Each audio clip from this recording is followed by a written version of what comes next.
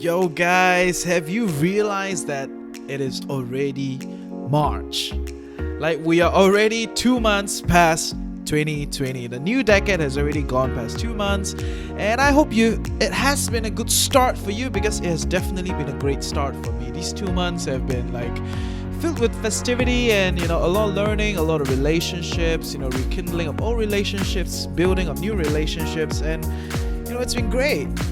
And so the topic for today is about money and relationship, and in fact that is the theme for the month. So this month is going to be really interesting because you're going to be hearing my first guest. We're going to be interviewing someone that I really respect, not some weird internet guru, and we're going to have a load of fun. And the whole month is going to be about relationship and money. And this is something that a lot of people have been asking me, how do I manage relationships, and money at the same time? And when you look at it, there are multiple layers, right? You got to first manage your relationship with money, right? If you don't have a healthy relationship with money, how are you going to have a healthy relationship with someone else with money involved? Right, so it's many layers, and we have a whole month of interesting content around relationship and money. But we're gonna start this month. We're gonna start today with 3 ways to cultivate a healthy relationship with money. And so, good morning, everyone. I welcome you to another day with the Financial Coconut. In our podcast, we're debunking financial myths, discovering best financial practices, discussing financial strategies that fits our unique life. You get it! Ultimately empowering us to create a life we love while managing our finances well. And today's topic is 3 ways to cultivate a healthy relationship with money.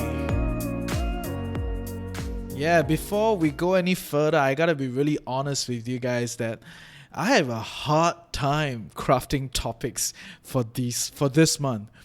The theme relationship and money is so broad. There's so many things to talk about under this umbrella. And I've prepared some content for you, 4 episodes for the month. But in any case, if there are some things that I've missed out, which definitely will have, please feel free to ask the community. Together we grow as a collective.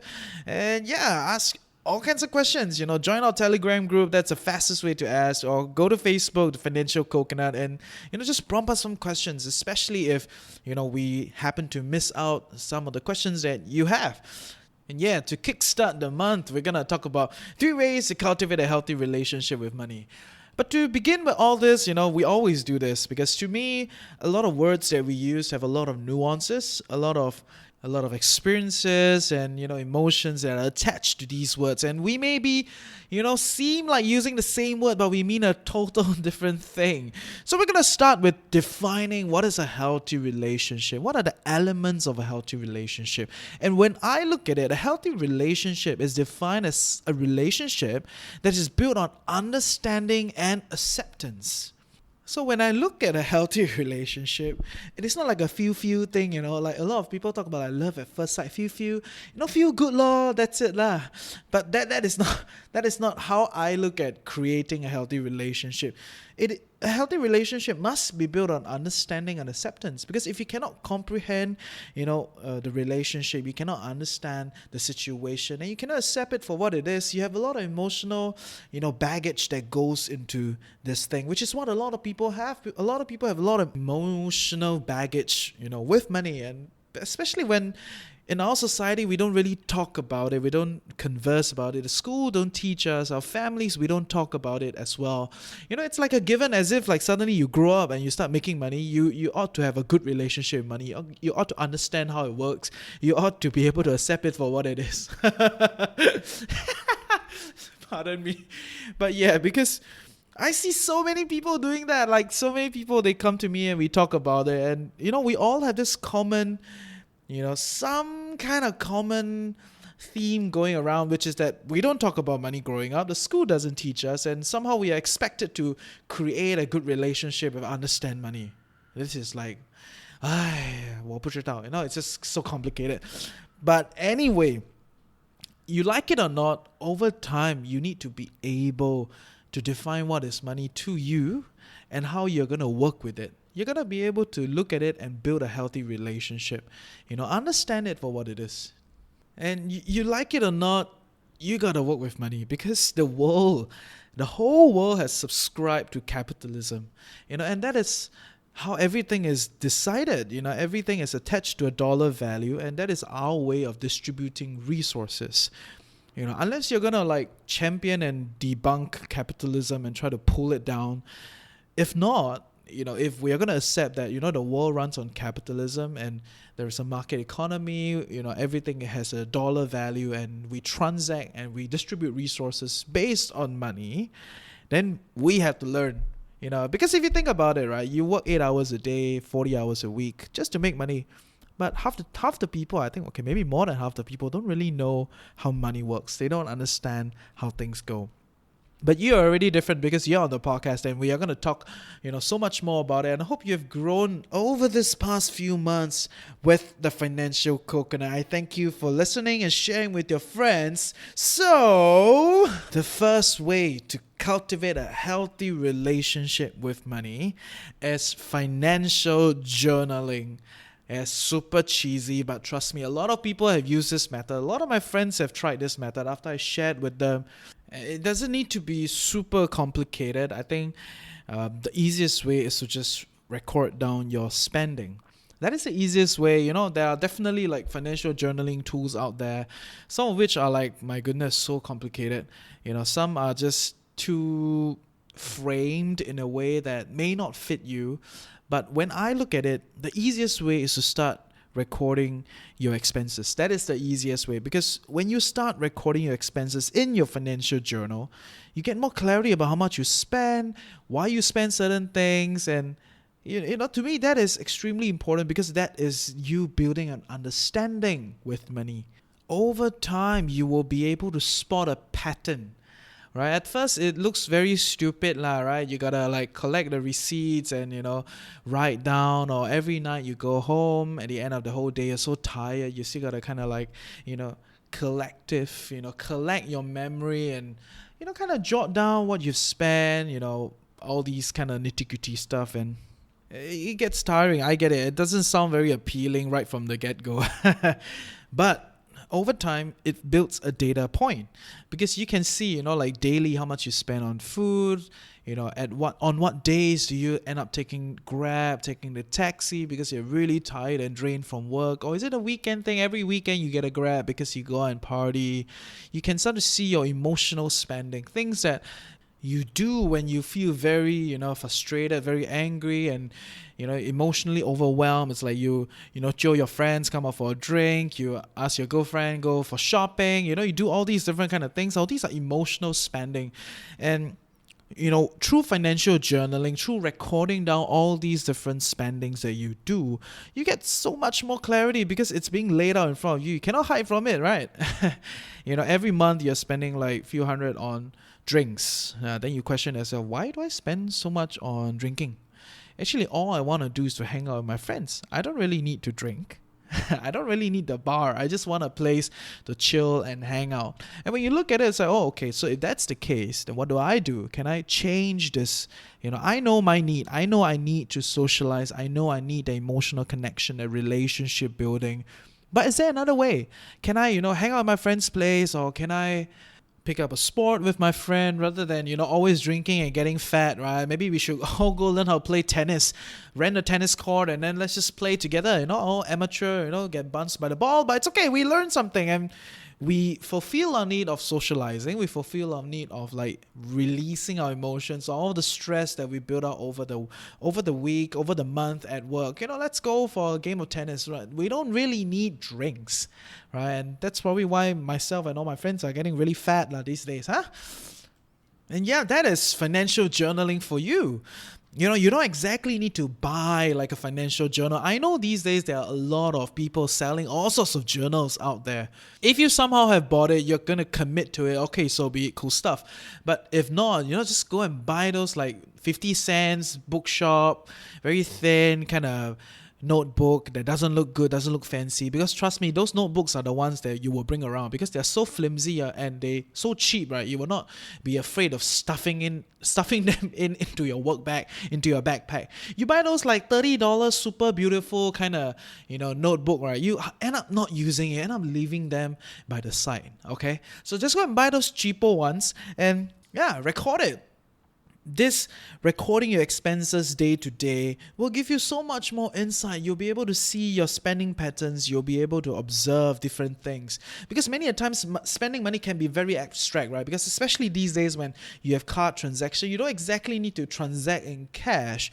It makes it very arbitrary. You don't exactly see it. So do your financial journal, write it down. And if you need a bunch of people to look your financial journal to give you some insights and see how we can work around your expenses, feel free to join our Telegram group. Feel free to send us your financial journal after 2-3 months. Don't write 1 week then you send me. Okay, write 2-3 months, we get some data, and then send it to on the Financial Coconut and at Facebook. Right, and we will look at it together and analyze together, and let's make our life better this year.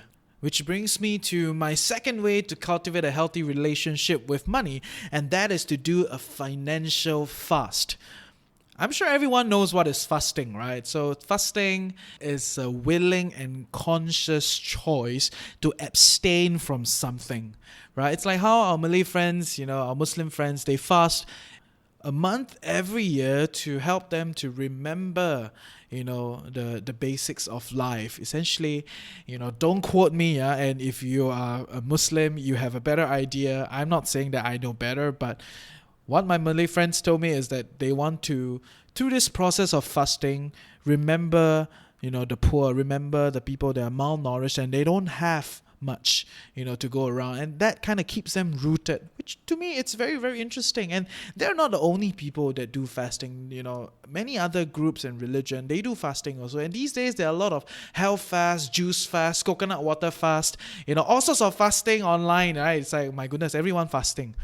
But whatever they do, it's fine. Essentially, what I'm trying to get you to do is to do a financial fast. So what you can consider doing is only bring $10 and, top up your EZ-Link card $10. So you got $20 and that is all you're going to bring. And you try to do as much as you can for the weekend, right? So go out, do a Saturday, bring $10 in your wallet and bring your EZ-Link card. Don't bring anything else. So that will frame your mind. I realized that I actually do a lot of financial fasting when I'm traveling. Because when I'm traveling, I have a designated time frame, right? I have like a month in Japan, I have like 2 months in Thailand or whatever it is, and I set a budget for it. So when I do that, I become extremely conscious about money. I become extremely conscious about what I'm purchasing, my choices. I become a lot more heightened when I look at, should I get a cup of coffee, or should I, walk 2 streets down and get a plate of pad thai? Or should I just skip lunch because I had a huge breakfast? Or should I buy that ramen? Or, oh my God, everything is about food. Oh yes, maybe I should, buy some, souvenirs for my friends. Or should I rent a nicer hostel? Or should I, go for a resort somewhere to slot it in, the travel? So in this whole process, I actually become a lot more aware and a lot more conscious about money, about, the power of money, the kind of choices that I have to make. I become more and more aware of my own relationship with money. I start to be able to spot a pattern. It's like, oh, okay, I tend to like to do a certain thing. I tend to prioritize certain thing like food, or all these different elements of becoming more and more conscious and aware of money and how money plays in my life help me create a much healthier relationship because I can understand it and accept it better. Right, so when I look at it, you don't need to travel. You don't need to spend a huge bunch of money to travel and to do a financial fast. But you can always do it in Singapore when you're on a weekend, nothing to do, you don't want to meet your friends, whatever reason you have, you're alone. You're trying to do it alone because when you have other people around, there are other dynamics. So when you do fasting, try to do it alone, because to me, when I do it alone, I only need to care about myself, and that is the goal. I don't need to care about how my friends think. I don't need to care about, whether my friend's hungry. I just need to care about my own perspectives and my emotional reaction to different kind of things, and my conscious thoughts when I decide what I would buy and what I would do, right? So do it alone. Do your financial fasting alone, and just make it a fun trip on the weekend, right? $10, or you can start at $30 your first fast. Bring $30, $10 Eason card, go out and give yourself a task of, enjoying your day. Do as much as you can and only come home when you're broke. And then write it down, jot this down, and see what you've done. Give yourself a pat on the shoulder. Hey, you've done a lot. Most likely you can do a lot. If you have no idea, just go and listen to the previous one of the previous episodes about how to have fun on a budget in Singapore, right? And then the next time you do it, give yourself a tougher challenge, $25, and then $20, and then $15, and $10, right? So the goal is not that to spend very, very little, but the goal is to be very much more aware and conscious of how you spend, what kind of choices that you do, right? So that you understand your kind of relationship with money. Ultimately, only with that kind of clarity and that kind of consciousness would you be able to cultivate a healthy relationship with money. At least that is in my view. Okay, so I, hope that you will do a financial fast. And if you happen to do a financial fast, jot down what happened that day and share with us. Okay, join our Telegram group. I want to hear from you. Definitely, I'll be very interested what you guys did. That'll be fun. Which brings me to my third point. So yes, first point, you do financial journaling. Second point, you do a financial fast. And the third point is have a conversation about your finances with friends that you trust. To me, that is very important, because sometimes everything is locked in our head, right? You realize financial journaling is a very alone thing. You got to do your own journal. You can always get a friend to do journal together, right? They do their journal, you do your journal, and then you guys have a financial conversation at the end of the week, right? And to me, I think there is very, very little discussion about our finances. We don't even really talk to our friends like how we spend. Some friends don't even know how much you make. They don't know your income. So if income and expenses are not even discussed, how can you talk about insurance, savings, investments? All these are higher level, elements in personal finance. So when I look at it, it's always the basics first, right? Income and expenses. So I want you to have the kind of honest conversations with your friends, people that you trust, to talk about money, to talk about how things are going for everyone, how are your financial health going, how is their financial health going, and, pick each other's brain and understand that you're not alone in this journey. To me, this is extremely important. And it is like a taboo in our society. It's a taboo I don't know why it's a taboo, but it is a taboo. Like we don't talk about money, and everyone's just so alone in this part of life. And yes, money is a part of life. We cannot lie about that, because we all live in a capitalistic society. Till that thing change, till the day that capitalism fall, money will be so important, and it manages this whole system, right? So find a friend that you can trust. Have a good conversation. I know sometimes you may not know how to, do this conversation thing with your friend. It may sound really odd, but, just start with simple, honest requests like, hey, bro, I want to talk about money. Would you be interested to have a conversation? That is it, right? But yes, I recognize that there is a gap here, and stay tuned. We're going to have interesting stuff, coming your way. I'm going to build something interesting to aid this whole conversation. All right. So I hope you learned something useful today. I'm going to sum up the 3 points, 3 ways to cultivate a healthy relationship with money. 3 very, very practical ways that you can actually do, not some spiritual shit, because when you Google or when you YouTube a relationship and money, right? There are tons of guru out there that give you all this frou-frou ideology, which yes, those are important, but let's do things that are practical and easy for us. So the first thing is to do a financial journal. Start with recording your expenses every day. It gives you a lot more clarity as to how you spend, why you do certain things, spot the pattern. Need help? Talk to us. Second point is do a financial fast, because when you have a limited amount of money with you, you become that much more conscious and aware of how you spend. And to me, that is a very interesting process with yourself. And the last point, but not the least, is to have a conversation about finances with people you trust. And with that, I hope you learned something useful today. And stay tuned. This whole month, we have a lot of content for money and relationship. See ya! Hey, I hope you learned something useful today and truly appreciate that you took time off to better your life with a financial coconut. Knowledge is that much more powerful and interesting when shared, debated, and discussed. I hope you will share what you've gained with people you love, and I want to hear from you. Give me some questions and help me along with building a community of financially savvy coconuts. I hope together we can fulfill our curious minds and our desire for clarity. Email me at thefinancialcoconut@gmail.com. Message me on Facebook or join our community Telegram group. I will do my best to address your questions in a future podcast series, especially if many people are concerned about the same topic. With that, have a great day ahead, stay tuned next week, and always remember, personal finance can be chill, clear, and sustainable for all.